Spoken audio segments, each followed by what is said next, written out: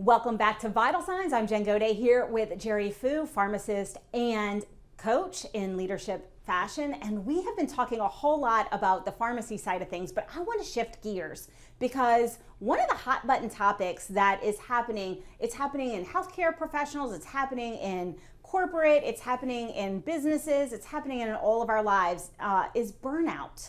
And burnout and stress can have negative impacts on our health and definitely on our peak human performance. So I wanted to kind of talk about that with you, Jeery, because burnout's a growing concern in healthcare and leadership and business. What are the biggest contributors to burnout?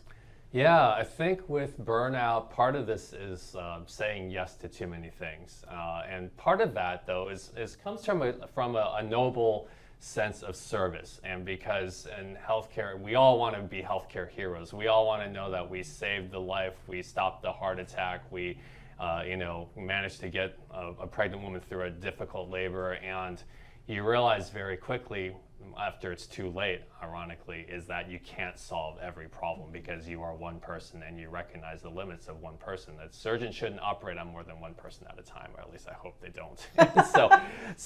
And then when on top of that, then you have a system that commoditizes service, even whether it's a health product or a health service, and they say, well, you have to see more patients in order to get more reimbursements, and then, if you don't I'll jump through all our hoops, we're not going to reimburse you, and now doctors have to scramble or pharmacists have to work double time just to make up for any revenue that's clawed back through the form of healthcare reimbursements. It's not a surprise that burnout happens because we have to keep saying yes to more things in order to get paid the salaries that we want to get paid. Yeah, and so as we think about burnout, as we think about this, and it happens in our business, our lives too. As I'm a grandmother now, but as a mom and a healthcare provider, I was providing at home, I was providing at work, and I was providing for everybody, but not providing for myself, which was also a big challenge. You kind of put yourself on the back burner when you're a healthcare provider. You put yourself on the back burner when you're caring for other people, and so. It just burgeons up, and then we go to the job and there's a conflict. Yeah. And we're burned out, and we've got nothing left in the tank. We're basically trying to pour from an empty cup because we've given everything that we've had all week long, and this conflict arises.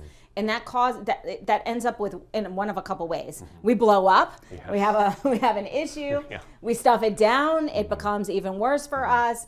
There's a variety of different scenarios. So, what you've done leadership coaching, and you've actually you're writing a book about this too. Yeah. Like, what are some of the things with regards to this that we can start to take action on, or that we can start to do to reduce our burnout and be more present and prepared when conflict arises? Yeah, part of this is having a better warning system in place, I think, because any good system will tell you when your fuel is low. Any good system will tell you when your battery is low, right? Because you don't want to be blindsided when all of a sudden you have nothing left to give. And so as much as we hate using it's overused, the whole put on your mask before you put anyone else's on, I like to use the cell phone. The cell phone can't function unless the battery is charged. And so as noble as we used to believe that it was, to say, okay, let me just give, and I'd rather give. And there are times when push comes to shove and you're going to have to fall on that grenade, but you extrapolate that and you fall on enough grenades and there's not much left of a person, right? Yeah. And so in this case, part of this is saying, okay, do I gauge how many extra shifts I've agreed to work in a month? Do I gauge how many hours I've worked in a week and say, okay, I've hit 40, I'm just going to have to find a stopping point and stop. Because not only is it a warning system, it is also a boundary system, and being able to say, I have to say no when I hit 40 hours a week, right? Or something to that effect when you have I don't want to have a life that's just self-directed by algorithms, and then I don't even have to think about whether or not the algorithm is still relevant or so. But the idea, right, is let me make sure I'm looking at all my gauges for my life, and then when something starts to bleep, I don't ignore it. I don't stuff it down and say, okay, no, this one I can't afford to ignore because I know this means I'm going to either snap, or I'm going to make a mistake, or I'm going to do something that some kind of fatal error. And so in that regard, I need to shut down, I need to recover, and until I've given myself this recovery protocol and I feel like I'm fully recharged, I should not resume work. Okay, so I'm gonna throw the curveball at you, There you go. because Yeah. let's say I am a single mom who is working as an RN. I do 12-hour shifts. I can't be off when I get home, and maybe I'm picking up other shifts to make ends meet. Yes. How the heck do I set those parameters for myself? Because the reality is, I saw a statistic, and it's alarming how many people are working multiple jobs just to make ends meet these days. And so, and you're trying to care for this child or children and all these other things. So it sounds great. Yes.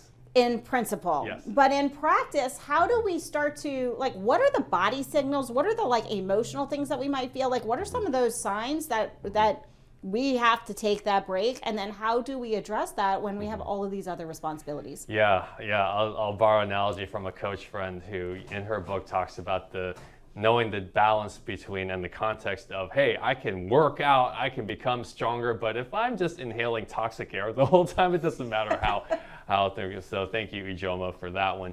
And to your point, let's unpack this example of a single mom with, money is tight and her time is limited, and you have to continually make hard choices all the time.